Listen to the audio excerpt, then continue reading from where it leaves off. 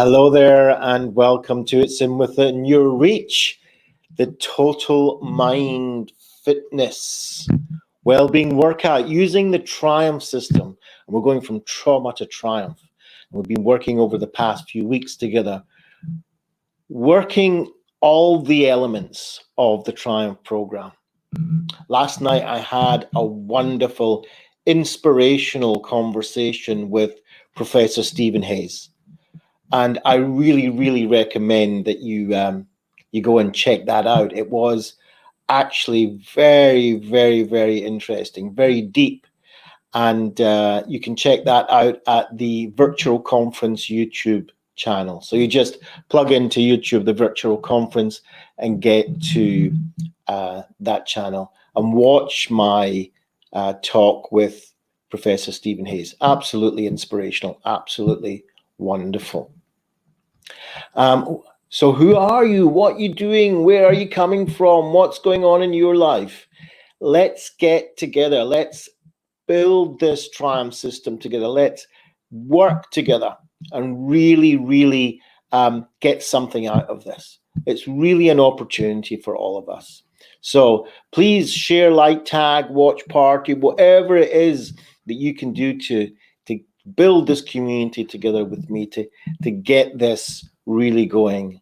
And of course, don't forget to say hello in the comments, where you're coming in from, where you're watching from. Stick your name in, because it doesn't always come up automatically. So you can just stick your name in and I'll see where you're coming from and who you are.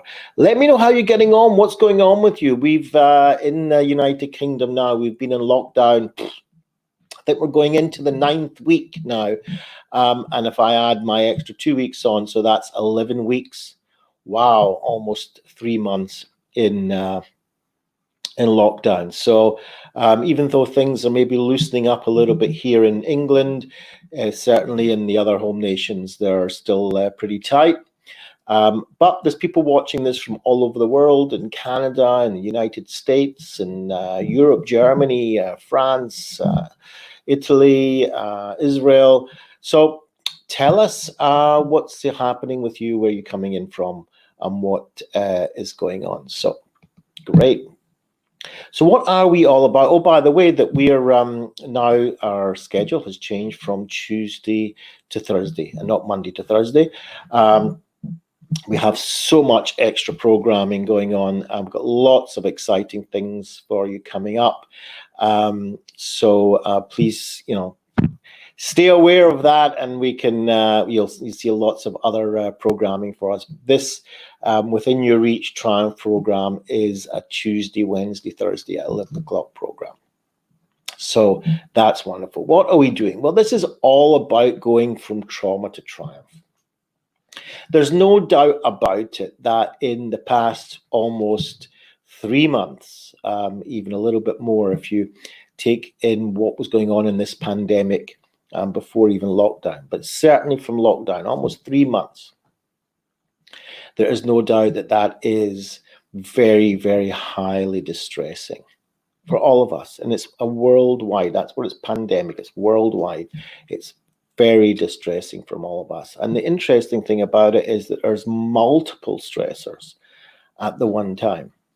So we have the health stressor, we have the threat of a deadly virus. I mean, that's a big stressor as it is. Then we have the fact that our basic freedoms have been suspended for the moment. So we don't go out when we want, we don't go where we want to. So that's an extra stressor. Okay, our freedom has been limited.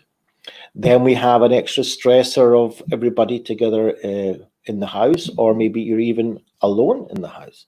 So that in itself is a stressor. Then we have a massive stressor, which is the fact that we have to have safe distancing between each other. So the fact that our physical closeness has also been limited. So that's another stressor, of course. The fact that we can't hug our parents or our grandchildren, or even our children if they don't live in the same house. And it might even be our partner if they don't live in the same house. So that's an extra stressor.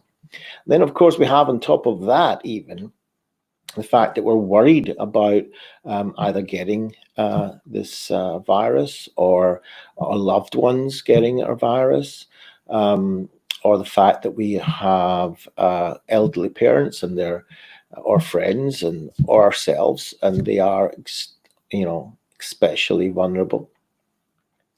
On top of that, we might actually know somebody who has the virus or has unfortunately passed away from the virus. These are all extra stressors on top of everything that I've just said. And then we have another one, which is the anxiety of the economical situation. So you might be on furlough, you might have lost your job, you might be in business and not closed down at the moment, you might be in business and you're not quite sure of the future. There's the threat of, seems to be imminent threat of going into a very severe recession, especially here in England. They're talking about the biggest recession in 300 years. And that reflects worldwide as well. So definitely all the ingredients there for trauma in one form or another. And what we want to do is to try and encourage what's called post-traumatic growth.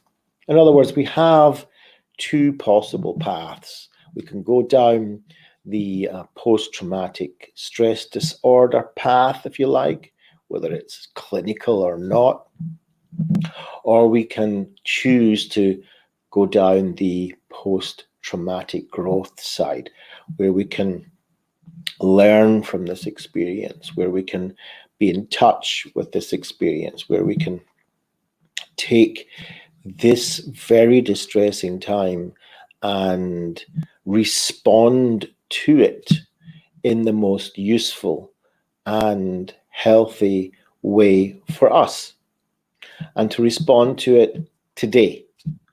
In other words, the more that we can respond to it immediately and not put it off, the more likeliness that we're going to go down that post-traumatic growth path.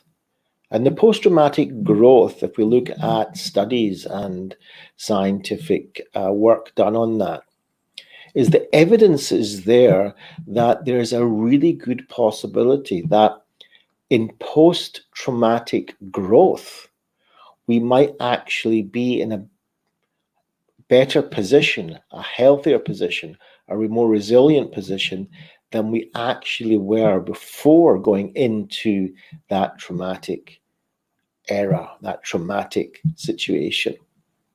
And that's what post-traumatic growth is about. It's not necessarily just going back to the way I was, but it's actually being an improved version of myself, a better version of myself, a healthier version of myself.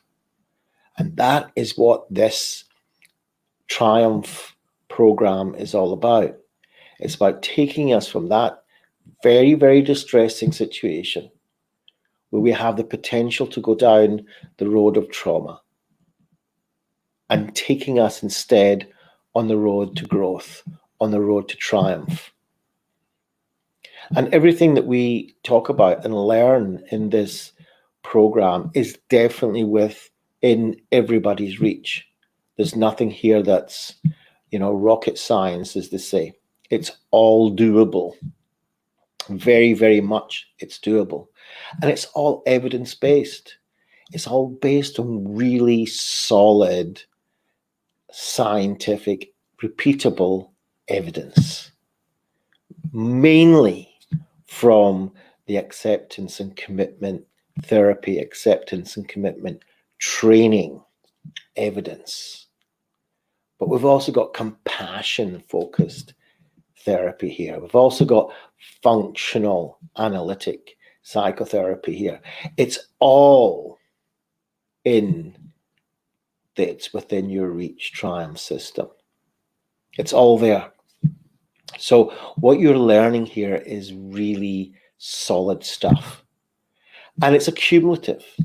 So we need to practice. It's accumulative. once we learn something, we put it into practice, we apply it, then we add something to that, we add something to that, we change our behavior, we do behaviors that are more useful for us, that are more advantageous for us, that are more adaptive for us. And that's what it's about. So today we're talking about inspiration, right? We're talking about inspiration. We're talking about these inspirational moments where sometimes we just realize something. So what inspires you? Have a think.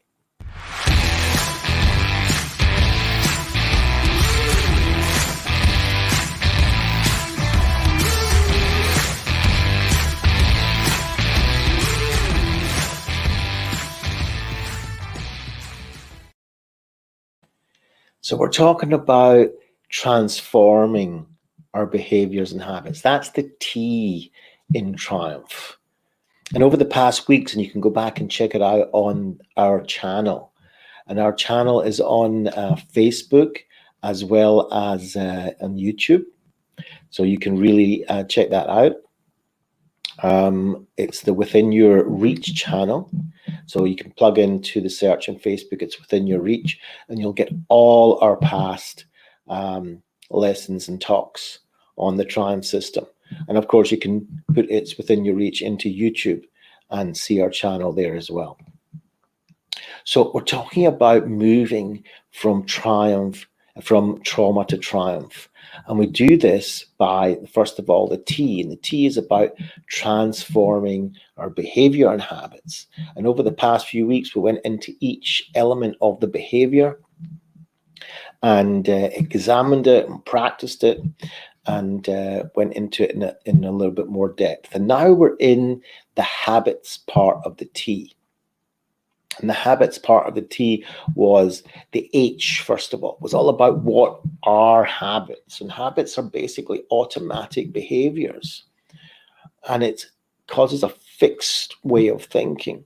And when we have a fixed way of thinking, in other words, become rigid in the way that we think, we can easily lose awareness of our lives because everything we're doing is automatic. It's done without conscious awareness.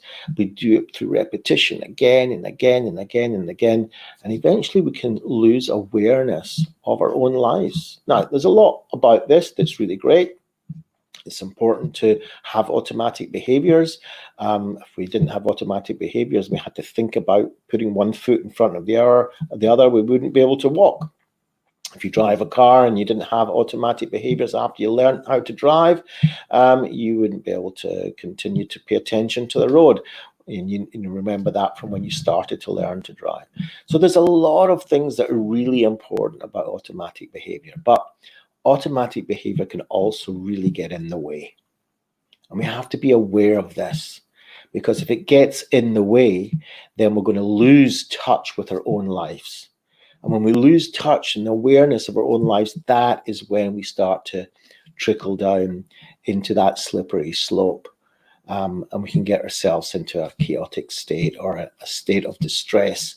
And if we're already in a state of distress and we're not functioning in an awareness type of way, then that is the direction of that, post-traumatic stress. But if we become more aware, we become more conscious of what we're thinking, what we're feeling, what we're remembering, what sensations in our body is. Once we become more aware of this and we learn how to manage this, then that can set us on the path of growth. And so we learned that. We can go back and watch our episode on habits. And that's really, really important. We've got to remember that habitual behavior is generated by impulsive. There's a kind of a crave, there's an impulse to do a particular type of behavior. And it, doesn't take a lot of thought, of conscious thought. I'll give you a personal example for me. I've got, I used to, before the days of lockdown, I used to work out a lot, used to go to the gym. And And that was really good. But, since we've been locked down, things change, and might not be exercising as much as I should, even though I can still do it at home and so on. And so we get out of that habitual kind of routine. And that is in the opposite way, right? So these are healthy, adaptive things for me to do. And we've got to keep going and going and going. It takes effort. There's effort, right? On the other hand, I have this habit and impulse that when I get and feel a little bit down, maybe I'll eat a little bit too much carbohydrate, start to put on a little bit too much fat. And so I'm trying now to change that habit. Okay. And so when I do that, when I take my carbohydrate as an impulse, I don't think about it. I just go and see what's available. And sometimes, it's because I'm hungry and it's time to eat for dinner. But sometimes it's just because I've got these horrible feelings in my tummy, or I'm feeling a little bit down in my emotions, or I start getting anxious thoughts in my head. And my go-to move to relieve that, which I practiced for many, many years, is to go and get myself something to eat. And more times than not, getting that something to eat is a carbohydrate or a sugar or something like that. And that is going to not necessarily be in my best long-term interests, right? And so that I've got this kind of 10 kilo of fat that I could do without, right? So it's past my ideal healthy weight. I've got this extra fat, and I want to try and get rid of it. So I have decided that I am going to really give this a real attempt to change my behavior, to get out of that habit. Now, the way to do that is what we're learning here. And we have to, first of all, become aware of the behaviors that are not necessarily in our best interests. And we have to, first of all, see what are the things that cue that up, that cue the behavior up that is not necessary, that's not needed anymore, that's not in my best interests. So just like I said, there's the emotional state. I have to be aware now that when I get into that emotional state, that could be a cue for me to get some carbs. Okay, to get to the fridge, to open up the packet of biscuits, whatever it is, to buy a packet of biscuits when I'm in the shop. It doesn't matter. That emotional state that I'm in is a cue that I go and do that, right? So when I get into that emotional state, if I'm more aware of it, then I'm also more aware that that is a cue for a particular type of behavior.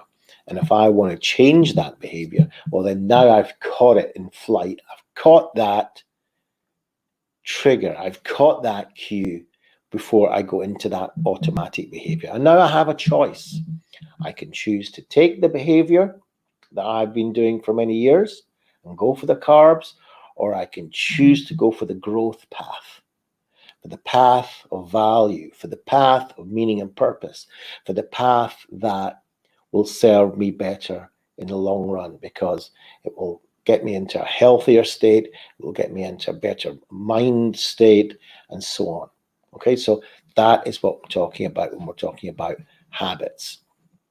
And so the A in habits was all about action. Okay, so it's about action and automatic behavior. It's understanding, look, there is an automatic behavior here, but if I want, I can choose to continue with that. And that's what I'm realizing now is a path that is going to be detrimental to me in the long run, or I can take action and go down the path of growth. All right, so that is really important. And to do that, we need to ask ourselves the 4 questions. And the 4 questions, first of all, is to understand, what is it you want? Well, I want to go down the path of meaning and value and meaning and purpose. In this particular instance, in the example that I'm giving you, that is my personal example. It's not your example. You will have your own examples. My personal example today for this particular minute is the example of I want to seek good health. So being healthy, mentally being healthy, emotionally being healthy, physically being healthy, spiritually, it has meaning and purpose to me. It's important to me. That's what matters to me. I want to be healthy for myself. I want to be healthy to help others. I want to be healthy to be with my family for the long term. I want to be healthy to have a healthy immune system so that I'm not weakened in the face of viruses or any other type of illnesses, to the best of my ability. Okay, so we don't have any control over all these things. If you go back to previous videos, we understand that, you know, there's things that are in our control and things that are not. My response, my behavior is in my control. So I want to take the reins, I want to take the driving seat, and I want to live in the way that is adaptive for me, that's my best interest, that is in the long term healthy for me. That's what I'm seeking.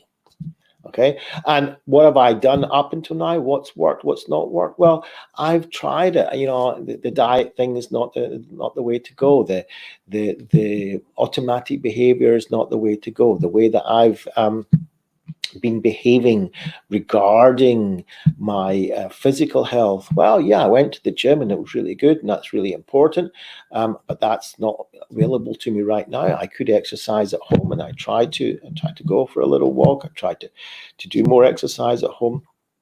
Sometimes I just get out of that routine. So is that working for me? Well, that's not really working for me, because I'm getting out of that routine. I'm eating more carbs. I'm eating more sugars. I'm working hard, but still, these are automatic behaviors. These are habits that I'm not really paying attention to as the days go on. And is this working for me? Well, no, it's not working for me. On the short term, it's working for me. Yeah, I like the chocolate biscuit. Yeah, that works for me in the short term. But afterwards, I realized, well, that's not really going to help my physical and emotional well-being, really, is it, in the long term? Because there's a good chance that you can get problems later on, you know, carrying extra weight, having extra sugars and carbs, and so on. And also, we know from studies and science and personal experience that it affects your emotions and your physical health.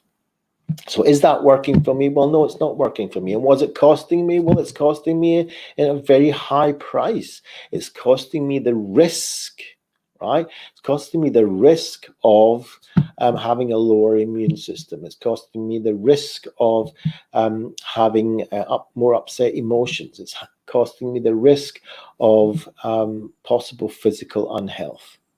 Okay, so yeah, that's the 4 questions that we have to ask. What is it that matters to us? What is it that we're looking for? What have we tried already? Has that worked? That strategy that we've been doing up until now, has it worked for us? Well, yeah, it works for us. We'll carry on. That's fantastic. Really working? Well done. Is it not working? Well, what's the cost? You know, and is that the way we want to carry on? Or we want to choose the path of growth? We want to choose the path of triumph rather than the path of distress. Okay, so that's what the 4 questions are all about. And that's really important that we ask ourselves those questions. And we've got to remember that the end result starts with a thought. So it's important to consider, to vision, to have an idea. What is it that we'd like to have? Okay, so let's start with that. What is it we're seeking? What is it we want? Start thinking, this is what's important to me. This is what matters to me. This is what brings me meaning and purpose. And then we have a game plan. If I continue to do what I've always done, I'll continue to get what I always got. So now's the time for change. And when's the time for change? Now's the time for change. Today's the time for change. Every time you wake up in the morning is a new opportunity to change your behavior for your best interests. That's what it's all about. Our mind will come up with a million different reasons why not.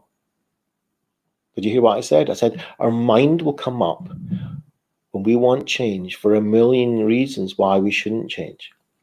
All right, but that's why we humans, we have this little bit in the front of our brain called the prefrontal cortex, which can overrun that part of our brain that tries to give us reasons why we shouldn't do things. All right, so then we went on to the B in habits, which was all about belonging and how it's really important to have that connection. And again, I suggest that you watch that talk I had with Professor Stephen Hayes. Was the bulk of the talk was how we can even connect with other people, even if they're not in the room with us, even if we're not seeing each other on virtual screens. And not only that, even more, how we connect with people, even if they are in the room and even if they are on virtual screens. I mean, we can see them, but how do we become part of them? That what we called the we that is moved by the me. Okay, so becoming part of the we, that kind of beehive consciousness, a beautiful idea. The idea that we can be interconnected even when we're not physically able to connect. It's that consciousness of community, that consciousness of togetherness. A beautiful, beautiful concept, because we are social creatures. Human beings need and are influenced by other people. We need that connection. Our brains react when somebody else reacts to us. So if somebody else is nasty to us and unkind to us, then we have a reaction to that. If somebody is kind to us and compassionate to us and empathetic towards us and helpful towards us, then there are changes that happen in our brain and body. We almost immediately react to that. And so much so, we need to be aware that we can influence other people in that way as well. So if we're kind to others and we're compassionate to others and we're helpful to others, that's really, really important, because we can now influence what happens in their minds and brains and bodies. And we have to be aware of that. We want to feel needed, and so do others. And so it's an interaction, an interdependency.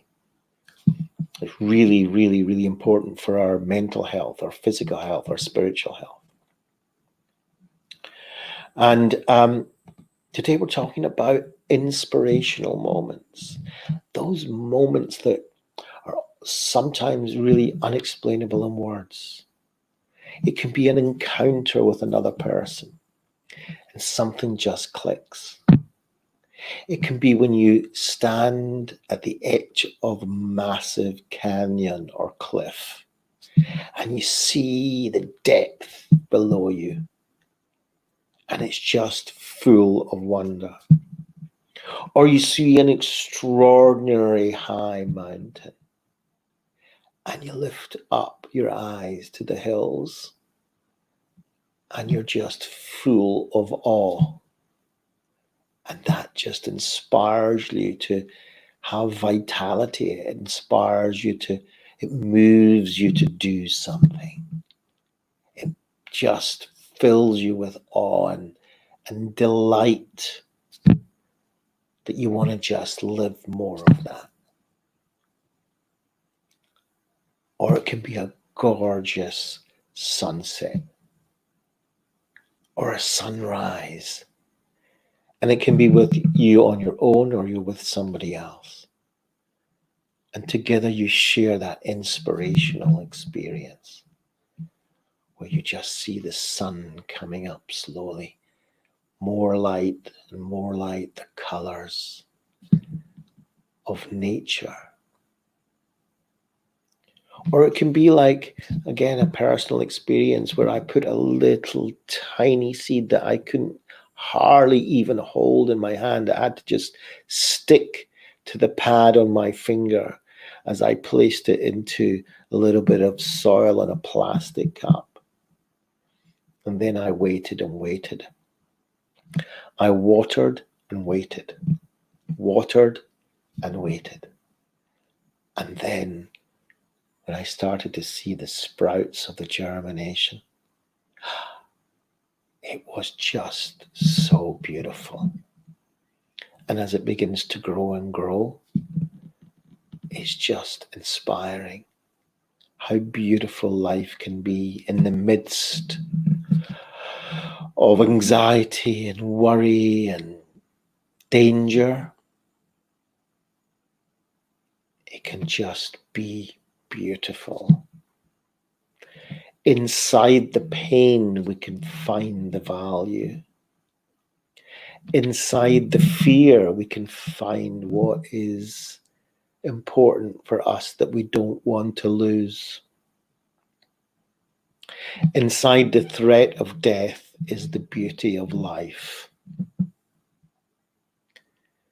And maybe we'll just meet somebody like I met last night, Professor Stephen Hayes, and we spoke for just over an hour. And it was just totally uplifting, totally inspiring. Just the way that he spoke, the content of what he said, the accumulation of this man's life experiences, lifetime worth of learning and research, his personal learning experiences and personality, and together that processed into a particular type of wisdom that he passed on to us last night. That in itself had an inspiring effect on me, a moving effect. That was what I could call an inspiring moment that I had with Professor Stephen Hayes. It's a deep experience. It's a connecting experience. An act of kindness could be it. It could just be a smile. It could just be the way somebody looks at you, that you know they've got your back. I don't know, that you know that there's something there that's sometimes not explainable, but you can feel it. We are beings that have a whole nervous system that can feel things. We have in our brain all sorts of limbic systems that are like a radar, and they're constantly on the lookout for danger. But they can also feel safeness. And when somebody's face is safe and it looks in your face, it can make you and influence you to feel safe. And sometimes we just come into contact with a moment where there's something bigger than life there. There's something bigger than me there. There's a connection. There's a connection with nature. There's a connection with the power of the universe, God. There's a connection with something that's not me. And it just inspires me. It just uplifts me. It gives me a sense of living. Yeah. And it can be very, very, very beautiful. But we need to become aware of these things if we want to experience them. Sometimes we're just so busy. Sometimes we're going through the path of trauma where chaos brings more chaos, brings more chaos. And we begin to lose the overall wood forest because of each tree and each tree and each tree, and we're right up against them and we can't see anything, and all we can see is the fear, and all we can see is the trauma, and all we can see is the distress.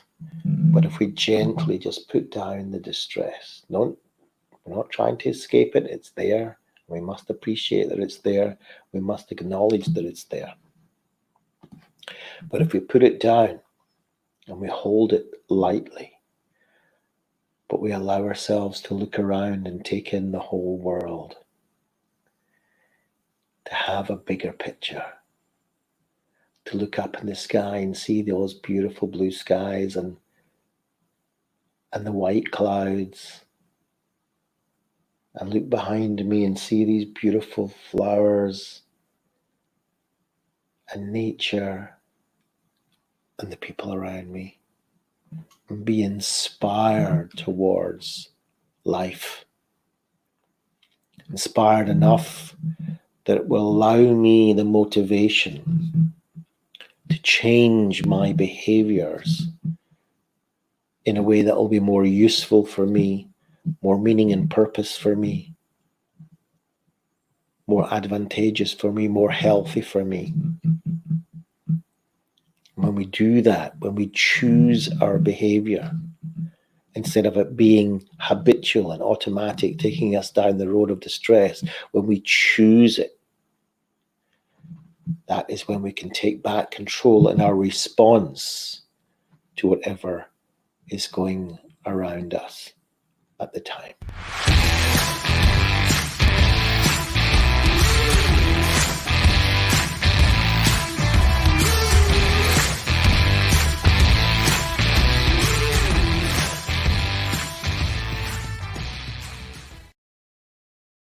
So thank you for joining me once again on It's Within Your Reach, the Total Mind Fitness Wellbeing Workout using the Trauma to Triumph system. See you tomorrow, 11 a.m. Bye for now.